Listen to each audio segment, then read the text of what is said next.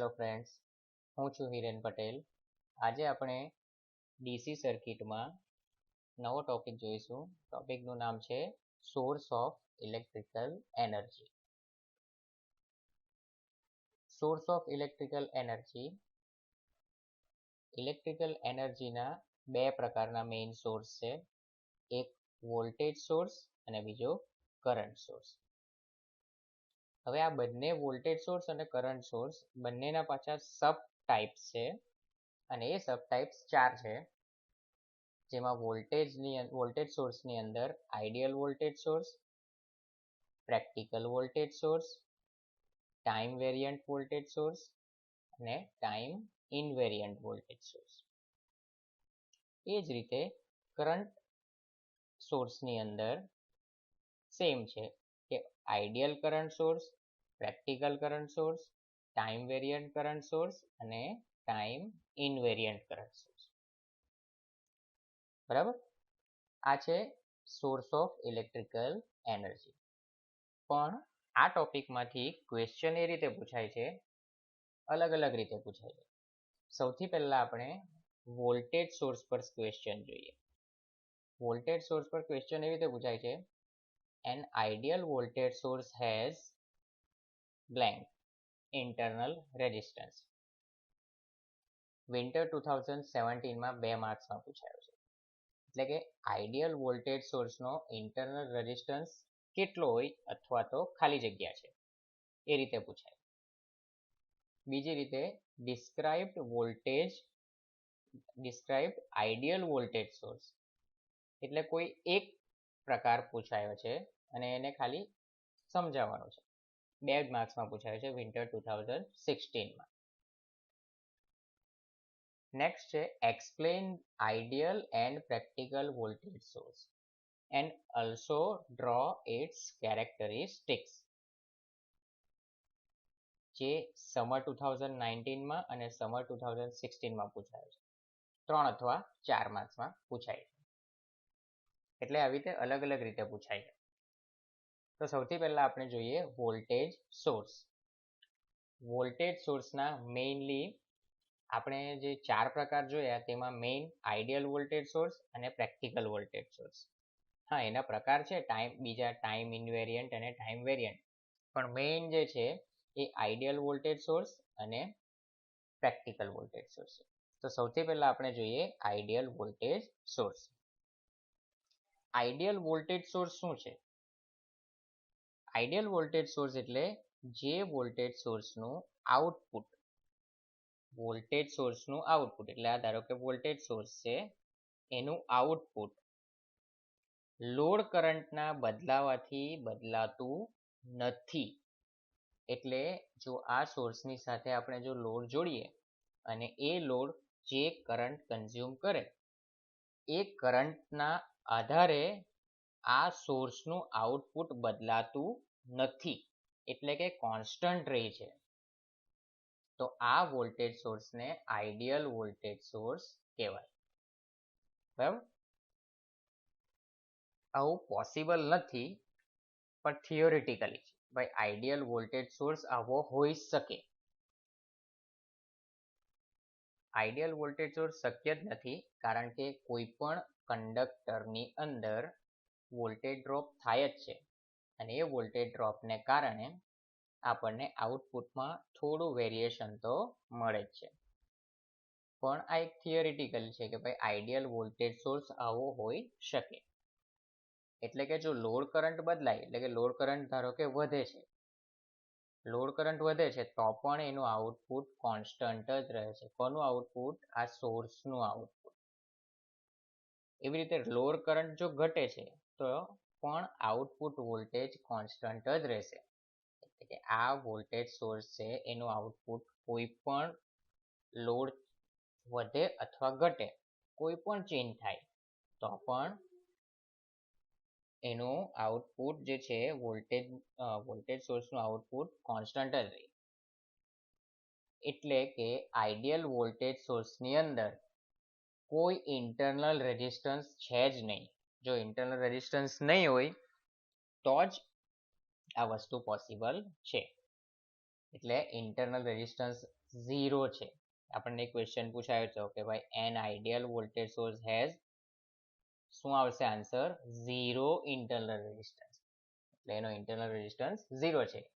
એટલે internal resistance 0 હોય તો આની અંદર વોલ્ટેજ ડ્રોપ નથી થવાનો. એટલે વોલ્ટેજ ડ્રોપ નથી થવાનો એટલે આઉટપુટ કોન્સ્ટન્ટ જ રહેશે.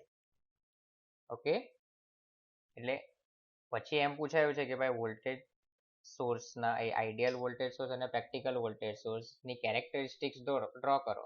અથવા એવું પણ પૂછાય સિમ્બોલ ડ્રો કરો, સર્કિટ ડ્રો કરો અને કેરેક્ટરિસ્ટિક્સ ડ્રો કરો. તો આપણે સિમ્બોલમાં આ રીતે ડ્રો કરવાનું છે. વોલ્ટેજ સોર્સ VS અને એનો આઉટપુટ એનો સિમ્બોલ છે. અને જો એની સર્કિટ ડ્રો કરવી હોય તો એની સાથે એના જે આઉટપુટ ટર્મિનલ છે એની સાથે લોડ ડ્રો કરવાનો છે, લોડ જોઈન્ટ કરવાનો છે. હવે એની કેરેક્ટરિસ્ટિક્સ જોઈએ તો VI કેરેક્ટરિસ્ટિક્સ કહેવાય, વોલ્ટેજ અને કરંટની કેરેક્ટરિસ્ટિક્સ કહેવાય. તો જેમ શું કીધું કે લોડ કરંટ ચેન્જ થાય એટલે કે લોડ કરંટ વધે છે કે અથવા ઘટે છે તો પણ એનું આઉટપુટ કોન્સ્ટન્ટ જ રહેશે. એટલે જો આ લોડ કરંટ છે એક્સ એક્સિસ પર, વાય એક્સિસ પર, લોડ વોલ્ટેજ કહીએ તો લોડ વોલ્ટેજ અને સપ્લાય વોલ્ટેજ કહીએ તો સપ્લાય વોલ્ટેજ, બંને સરખા જ થશે કારણ કે આઉટપુટ કોન્સ્ટન્ટ જ રહેવાનું છે. એટલે લોડ કરંટ વધે છે 0 થી 1 2 કોઈ પણ થાય છે તો પણ અહીંયા જો સ્ટ્રેટ જ લાઈન છે એટલે એનું આઉટપુટ કોન્સ્ટન્ટ જ રહે છે. એટલે VL is equal to VS કહી શકાય. એટલે આ થઈ ગઈ એની કેરેક્ટરિસ્ટિક્સ. ઓકે, એટલે સિમ્બોલ ડ્રો કરો, સાથે સર્કિટ ડાયાગ્રામ ડ્રો કરો અને પછી કેરેક્ટરિસ્ટિક્સ. હવે જોઈએ આપણે practical voltage source. Practical voltage source એટલે શું કે આ વોલ્ટેજ સોર્સ જે છે એની સાથે સિરીઝમાં એક રેઝિસ્ટન્સ જોડેલો હશે અને એ પણ નાની વેલ્યુનો જોડેલો. મીન્સ કે આ જે વોલ્ટેજ સોર્સ છે એનો ઇન્ટરનલ રેઝિસ્ટન્સ હશે, બરાબર, એ આપણે સિરીઝમાં હશે એમ કહીએ. તો આ જે ઇન્ટરનલ રેઝિસ્ટન્સ છે એને RSC આપણે નામ આપીએ. Series resistance, R for resistance, SC for series, એટલે RSC કહીએ, સિરીઝ રેઝિસ્ટન્સ. એટલે શું છે, પ્રેક્ટિકલ વોલ્ટેજ સોર્સની અંદર સિરીઝમાં એક નાની વેલ્યુનો રેઝિસ્ટન્સ હોય જેને આપણે ઇન્ટરનલ રેઝિસ્ટન્સ કહીએ. અને એ ઇન્ટરનલ રેઝિસ્ટન્સને કારણે શું થશે, અહીંયા ડ્રોપ થશે, વોલ્ટેજ ડ્રોપ થશે. અને એને કારણે આપણને જે આ ટર્મિનલ વોલ્ટેજ છે એ ટર્મિનલ વોલ્ટેજ પર વોલ્ટેજ ઓછો મળશે, થોડો ડ્રોપ થશે, એને કારણે વોલ્ટેજ ઓછો થશે. એટલે આપણે અહીંયા એવું કહી શકીએ VL is equal to VS minus IL RSC. જે IL RSC છે ને એ આ સપ્લાય વોલ્ટેજ સોર્સ હશે એનો ઇન્ટરનલ વોલ્ટેજ ડ્રોપ છે, બરાબર. એટલે આપણે જો અહીંયા લોડ જોડીએ આ ટર્મિનલ પર તો આ ટર્મિનલ પર જે લોડ વોલ્ટેજ હશે VL, એ VL આપણને VS જેટલા મળતા નથી, થોડો ઓછો વોલ્ટેજ મળશે, બરાબર. કારણ કે IL RSC ડ્રોપ થશે એને કારણે આ વોલ્ટેજ આપણને લોડ વોલ્ટેજ ઓછા મળશે. અને લોડ વોલ્ટેજ ઓછા મળશે જેમ જેમ કરંટ વધશે, એટલે કે લોડ કરંટ IL વધશે. જો લોડ કરંટ IL વધે તો શું થશે, આ IL RSC ડ્રોપ જે છે એ IL વધશે એને કારણે આ ડ્રોપ પણ વધવાનો. અને ડ્રોપ વધવાનો એટલે જે VL જે છે આપણને VS કરતા થોડા ઓછા જ મળવાના છે, કારણ કે VL ઇઝ ઇક્વલ ટુ શું છે, VS માઇનસ IL RSC. એટલે VL ઓછા થશે. જો લોડ કરંટ ઘટશે તો IL RSC ડ્રોપ ઘટશે અને IL RSC ડ્રોપ ઘટવાને કારણે VL વધારે મળશે આપણને. એટલે જો આપણે કેરેક્ટરિસ્ટિક્સ જોઈએ તો કેરેક્ટરિસ્ટિક્સ શું છે, જેમ જેમ લોડ કરંટ વધતો જશે તેમ તેમ થોડો વોલ્ટેજ જે છે લોડ વોલ્ટેજ પણ ઘટતો જશે. એટલે IL વધે તો VL ઘટશે. એટલે આ થઈ ગયો સિમ્બોલ. તો સિમ્બોલ કેવી રીતે ડ્રો કરવાનો, તો આ જે સોર્સ વોલ્ટેજ VS છે એની સાથે સિરીઝમાં એક નાની વેલ્યુનો રેઝિસ્ટન્સ જેને આપણે આરએસી કહીશું એ જોડીશું. આ થઈ ગયો સિમ્બોલ.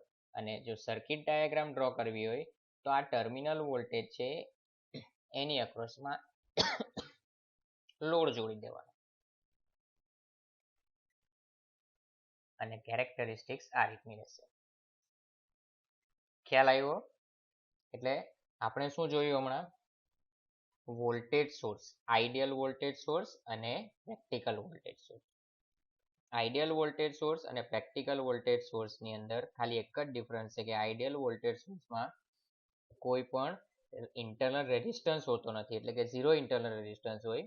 અને પ્રેક્ટિકલ વોલ્ટેજ સોર્સમાં આરએસી જેટલો નાની વેલ્યુનો ઇન્ટરનલ રેઝિસ્ટન્સ હોય છે. અને એ ઇન્ટરનલ રેઝિસ્ટન્સને કારણે ડ્રોપ થશે અને આપણને ટર્મિનલ વોલ્ટેજ ઓછા મળશે. પ્રેક્ટિકલ વોલ્ટેજ સોર્સ આને કહેવાય. બરાબર?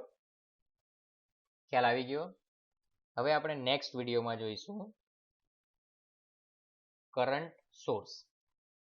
બરાબર? એ પહેલા આપણે જોઈ લઈએ કે ભાઈ આપણે અહીંયા બીજી સબ ટોપિક કહી દઈએ કે ભાઈ ટાઈમ વેરિયન્ટ અને ટાઈમ ઇનવેરિયન્ટ. તો ટાઈમ વેરિયન્ટ એટલે શું?